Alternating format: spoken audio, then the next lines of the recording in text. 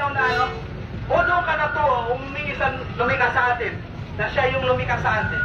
Yun, ganun ka lang. Wala ka nang hihingi na requirements ng mga NSO, o ano mga PSA, o ano mga klaseng requirements. Tanggapin mo ng buong puso ang Islam sa paraan ng sampayin ang nag-isang Panginoon. Tanggapin mo si Jesus na propeta, hindi siya Diyos. Dahil pagtatambal yun sa Panginoon. Magtalima sa kagustuhan, pasakop sa kagustuhan ng nag-iisang Panginoon. Na yun ang sampayin siya nag-iisa. At tanggapin si Jesus na bilang isang dakilang propeta at hindi siya Diyos. Dahil siya lang ay propeta tulad ni Abraham.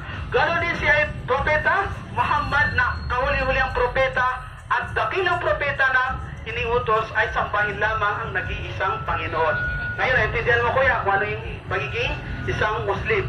So anong isip mo kuya? Gusto mo bang na sambahin ang nag-iisang Panginoon?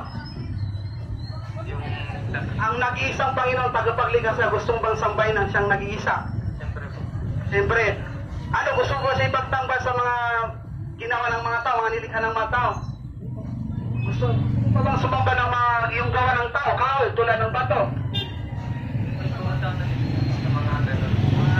So ibig sabihin, pag hindi ka doon naniniwala, ikaw maging ganap na isang Muslim sa tunay na pananampalataya. So matanong, may tanong ka? Patay ka. Oh, yun po ang binanggit ko kanina. Ang unang tipan ay nakalagay na doon ang kautusan na huwag kang sumamba sa mga Diyos. Ganun sa Islam. Ang sa Islam ay sinabi na huwag din sumamba, ipagtambal si Allah. Ibig sabihin ipagtambal, huwag mo ipagtambal ang lumikha sa'yo. At huwag, ibig sabihin, huwag sambahin ang kahit anong klaseng bagay, tao man yan o bagay na yung sinasamba ng iba. So tanong ko sa'yo kuya, sinasamba mo ba si Jesus? Anong tingin mo kay Jesus? Ano po, kasi ang alam ko po ay gustong sa anak ko ni Kristo. Anak ng Ama. So ano yung pagkakilala mo sa kanya? Siya ba ay Panginoon din o propeta? ano po, parang yung Anak. Same level. Pag sinabi mo same level ay para siyang Diyos.